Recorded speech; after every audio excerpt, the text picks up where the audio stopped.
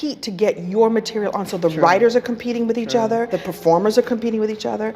Alright, everybody. So Keenan Ivory revealed some of the dark secrets that go on behind In Living Color, and it's spicier than ever. From wild casting secrets to off-screen feuds, romantic entanglements, and explosive battles with the network, here's the no-holds-barred truth about the iconic culture-shaking show. I don't want to do that. I said, I want to kick the door in guns blazing. I said, if they like it, they like it. They don't, I'm good with that. I said, but I don't want to trick the audience. I want them to know, what we're doing. Now, Keenan Ivory Wayans showed up with a brand new idea, a comedy show that didn't play by the rules. He wanted it raw, edgy, and smart. A show that would make people laugh, but also hit hard on social issues, race, stereotypes, and everything else nobody wanted to talk about. Now, obviously, this sounds pretty unoriginal in the modern day, but keep in mind that at the time, this was a pretty unique idea. In Living Color would not only focus on entertaining the audience, it would, a lot of the time, upset them, including stereotypes and added confrontation, which during that clean television setting, that was kind of unique. Each character and sketch was bold enough to make you think and laugh at the same time, something mainstream comedy didn't do very well. In Living Color would have staying power. It's influenced everything from fashion to music to pop culture as a whole, especially the comedy and satire space. It became the show that everyone was talking about and didn't just make stars out of its cast members, it would end up making a lot of them legendary. The casting process was really fun. A lot of the people I knew from doing stand-up in the clubs, but even though I knew them, I put them all through the process. And the process was they came in, they read script, performed that. Then we did improvs. And then if they made it to the finals, they had to do their act on stage. Now, with a show this big, you know they weren't just going to let anyone in. The casting process was intense. Keenan Ivory Wayans had a vision. He wasn't going to compromise. He wanted comedians who could roll with the punches, nail scripted bits, improvise, and keep up with the show's electric energy. The best of the best. Even big-name comedians like Chris Rock and Martin Lawrence would try out, but wouldn't end up making the cut. That's how high the bar was. The auditions weren't just one and done either. Candidates had to show they could handle a wide range of comedy. To really test them, the finalists had to perform live on stage, showing that they could grab the audience and hold it without missing a beat. Keenan wanted his cast to feel like a live wire that could go off at any second, and he would find out exactly what he was looking for. And I was also offered In Living Color. People don't know that. Put some respect on my name. Why did you turn down In Living Color? Well, it was either Mr. Cooper or In Living Color. Oh. Now, some people would also turn down the chance to join. Mark Curry famously passed, but Keenan would still bring in an all-star lineup, blending established comedians with fresh, untapped talent. There was Jim Carrey, who would later take Hollywood by storm, and Jamie Foxx, who would join later and bring his own flair, especially with his character Wanda. Wanda was like lightning in a bottle. Fox's comedic genius made her an instant hit, and it would set him on a trajectory towards stardom. Because he was one of a kind, and certainly the Wayans didn't have to compete because it was their show. But there was a strong competition. I had a talk with Tommy Davidson just the other day. We were on a flight together, and I didn't know he was feeling it too. Like, it was a strong competitive experience. I went to Living Single, and it was a cooperative, and so it was very different. And better.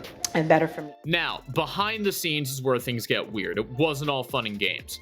With so many talented and competitive comedians in one place, things got heated. Writers and performers were all gunning for the spotlight, eager to see their material make it into the show. Jim Carrey was known for being a scene stealer with his outrageous physical comedy, and that kind of star power would create tension. He'd be like a tornado on set, and keeping up with him would be tough for everyone else. But when he came to the show, he came with fire. He came with all of what he had, and was turning it out. There was just a sketch, The Ugly Woman, that we did. Wanda. And that was one of the big, Wanda, that was one of the biggest sketches on the whole show. I thank him for that, man, bringing that in, because I was the one that was always in that with him. You also had Tommy Davidson, another core cast member who's been open about how intense the environment was.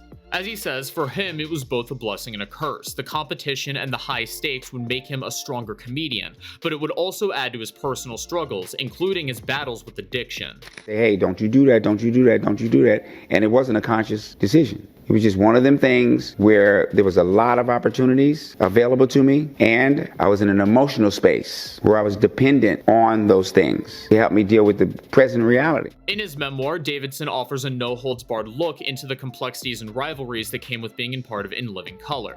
Truth is, behind all the laughter and hilarious characters was a cast that was fighting for every minute of airtime, creating an environment as dramatic as it was creative. And Keenan came into my dressing room at Strictly Business, to my trailer.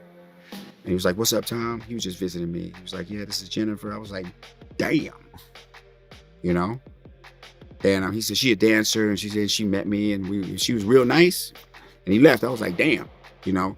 And I don't really know Keenan to be the kind of person that will be like, you know, now you go home now. You know? He strike me as that, you know, once he took her that day somewhere and he said, "Hey, man, have a good day, man." Now, if you thought that was juicy, wait till you hear about some of the romance rumors. Now, according to the grapevine, Keenan Ivory Wayans had some close connections with a few cast members, including Kim Coles and Jennifer Lopez. The speculation was pretty wild and would add on to the show's intrigue. Fans couldn't get enough of it. Kim Coles would end up leaving the show, and it's speculated that her exit had to do with Keenan's loyalty to his family, namely his sister Kimberly, who was given a more prominent role.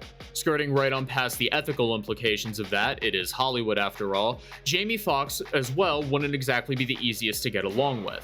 Jamie was known for his sharp wit and occasionally abrasive sense of humor, and would sometimes clash with other members, especially Tommy Davidson.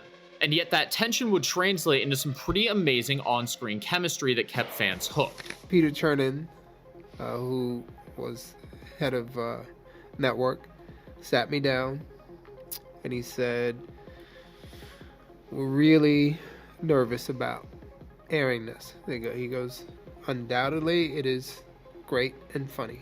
He goes, "But we just don't think we can air this." Now, not to be outdone, to add to this artistic mess, In Living Color would constantly be battling with the Fox network over what they could and couldn't show. Fox was always nervous about the show's humor. Before the first episode even aired, the network kept delaying it, worried that it was too risky. Throughout the show's run, there would be a constant tug-of-war over censorship. Executives kept changing the acceptable boundaries, which would be pretty exhausting for the writers, including the creators. Wayans didn't want this to be a conventional sitcom. He wanted to make a point and didn't want to tiptoe around sensitive issues. So when the network pushed back, he would push right back against it. It was a constant battle to keep the show as bold and unfiltered as he wanted it to be. In other words, what he was making wasn't traditional sit-down or stand-up comedy. It was satire, actual political satire in the traditional sense, and it was for people who wanted something real and something with a bit more of an opinion and a flair behind it. Now, one of the biggest controversies would hit when Fox decided to start airing reruns of In Living Color without even talking to Keenan.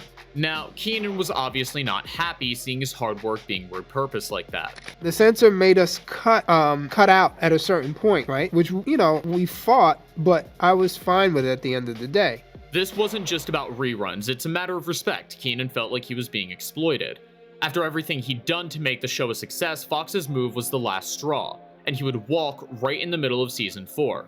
Without his vision and leadership, the show would collapse. The sharp edge, the risk-taking, the fire, everything began to fade. The show just wasn't the same anymore, and by 1994, In Living Color had ended, but the legacy was already firmly cemented. Now, even though In Living Color was only on for a few years, the impact it would have was pretty monumental.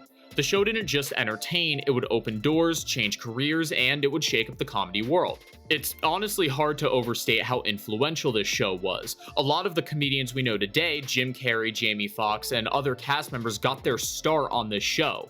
Beyond that, it would break ground in ways that hadn't been seen before and arguably influenced modern-day comedy. Now, Keenan Ivory Wayans' recent revelations about In Living Color give us an even deeper look into the chaos, drama, and brilliance that went into making one of TV's most groundbreaking shows. Nonetheless, at the end of the day, the show would prove the power of fearless comedy, or more accurately, satire. The legacy still lives on today, inspiring comedians, creators, and fans alike. In Living Color is more than just a comedy show. Nowadays, it's an icon, a trailblazer. It's a testament to the power of taking risks, breaking barriers, and speaking truth with a laugh. Whether you're personally a fan of the show or not, the fact is it was a game changer in the industry, and the world of television wouldn't be the same without it.